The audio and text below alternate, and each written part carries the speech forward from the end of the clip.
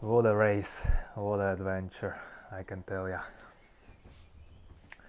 So basically I was thinking and training for this race for 6 months, started in end of October 2022 and was doing that till the race, and suddenly it's 2 weeks after, or almost 3 already, and I have these memories and experiences from the race, and I still can vividly remember every moment. So let's talk about it. The night before I went to the bed at 8 p.m. which is super early for me. It was still light outside, so I needed to close everything. Luckily I also had the air conditioning, so it was a bit easier, and I put the phone away, so I didn't know what's the time, and I did that because I didn't want to stress myself with when I fall asleep and how much hours or how many hours I had. So that was the deliberate action I did, and probably I actually fall asleep at 11 p.m. I would say, but I don't know for sure. And I had the alarm for 4:15 a.m. woke up 3:40 a.m. so again earlier than I was planning to. So probably I had max 5 hours of sleep, but because I didn't check the phone I didn't know for sure, so I told myself I slept like 7 hours, and I felt good. I mean, I was really good at the morning, so no issues there. Had a breakfast, you can see that here, so it was a rice, honey, eggs, and a chocolate spread or Nutella on top of that, really good. And I also took the bottle with morphine powder with me, because I knew that it's still like 2 hours till the race, so I wanted to have those carbs in the body and the fluids as well before the start. I took the shuttle bus to the start line, and it was around 6:15 a.m. when we arrived there, so we still had 45 minutes.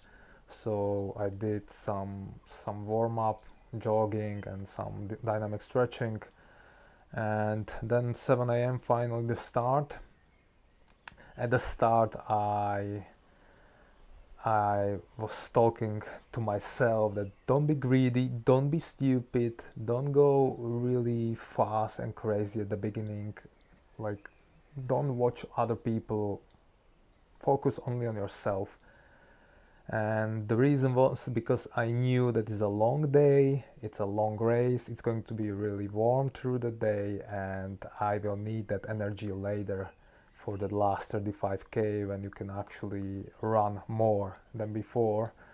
And I knew that many people will pay for that later, so I didn't care about the position, I didn't care about anything. I cared only about the pace and the HR and the like RPE, so the effort.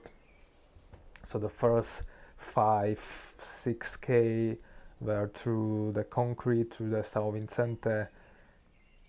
The HR was under 150 for the whole, for the first 7k, so very easy.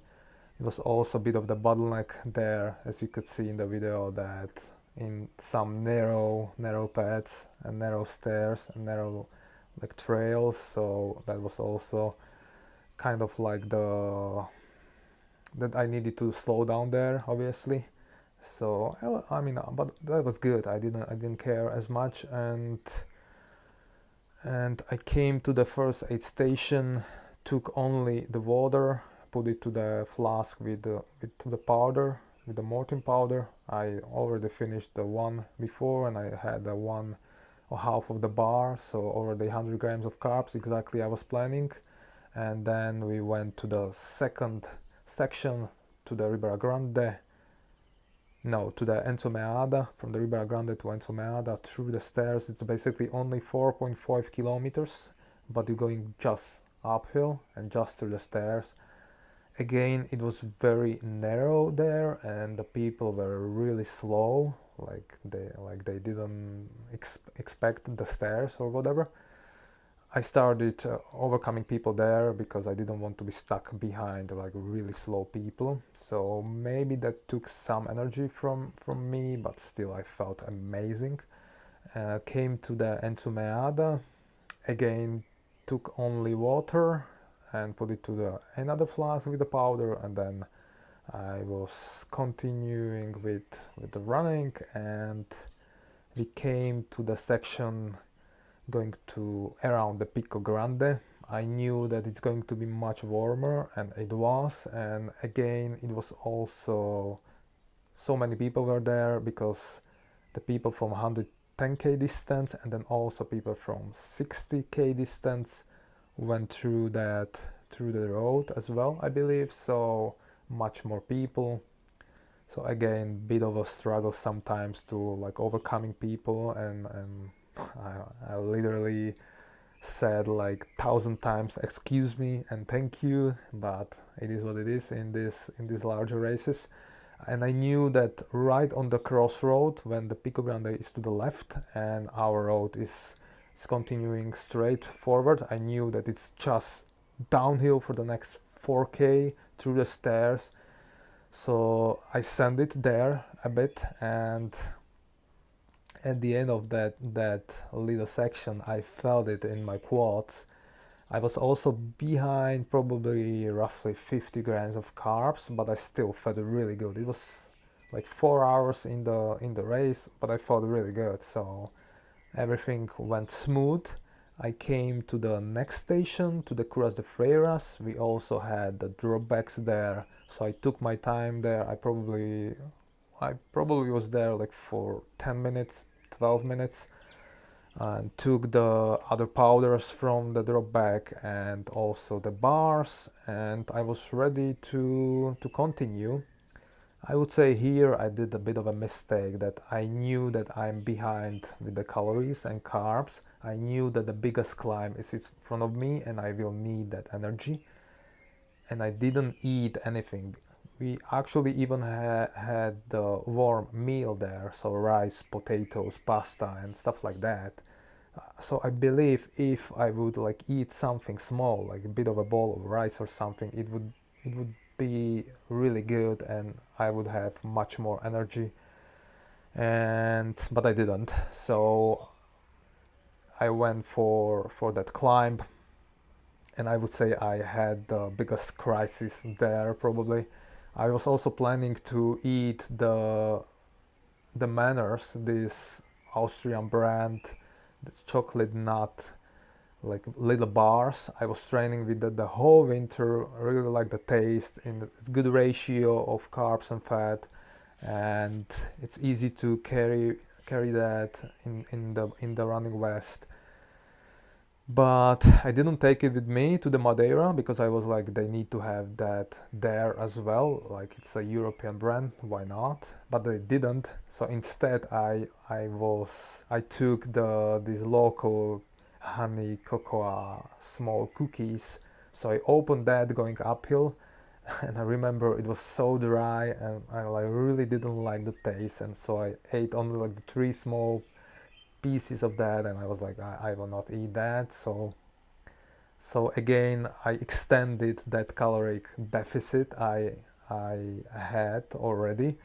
So already I was behind like 70 to 100 grams of carbs, which wasn't ideal, and that was the reason why I really felt that climb, and I went quite slow, I would say, and lost some time there for sure, like 15-20 minutes easily.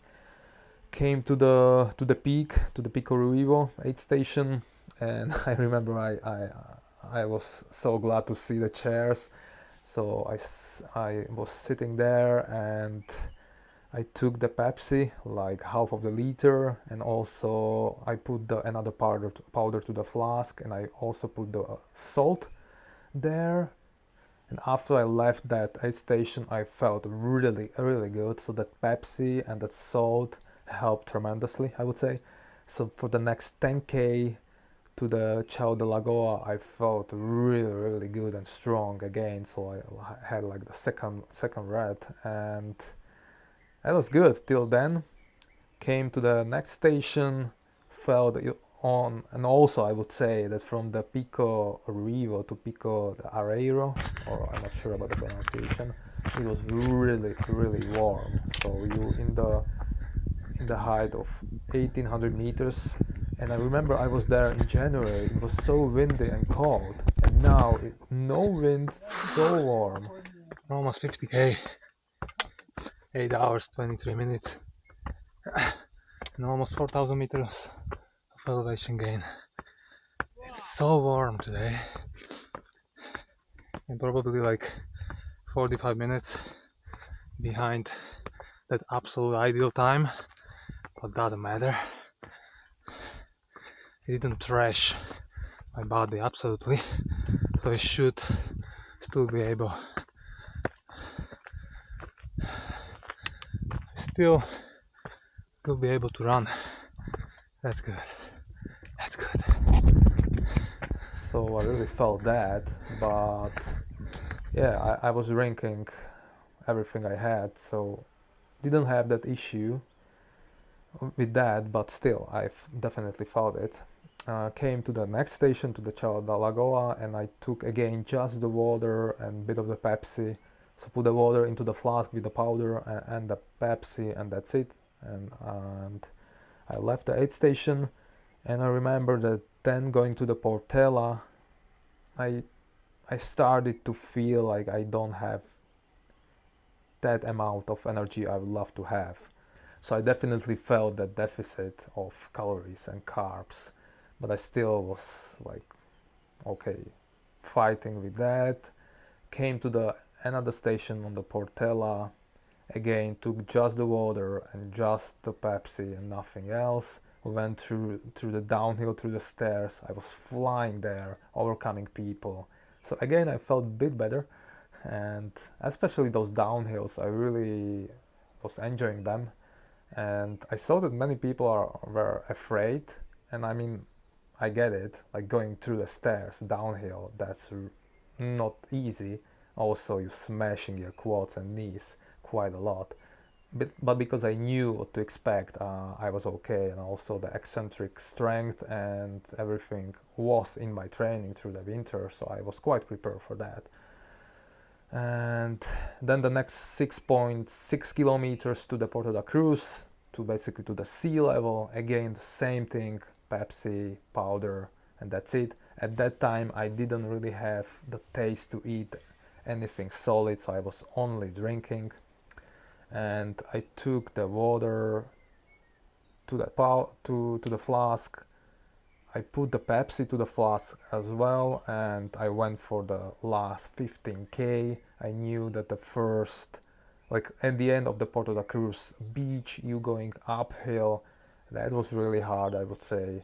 And I definitely felt it, and I went really slow there. And then I know the last 12, 13k, just going around the mountain or hill, and then through the levadas, and then going downhill to the Machico, to the finish line.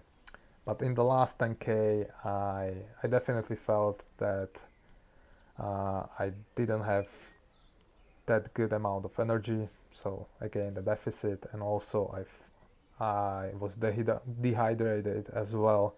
I didn't have enough water and fluid, so the last like 5k I was without the water as well, and I felt the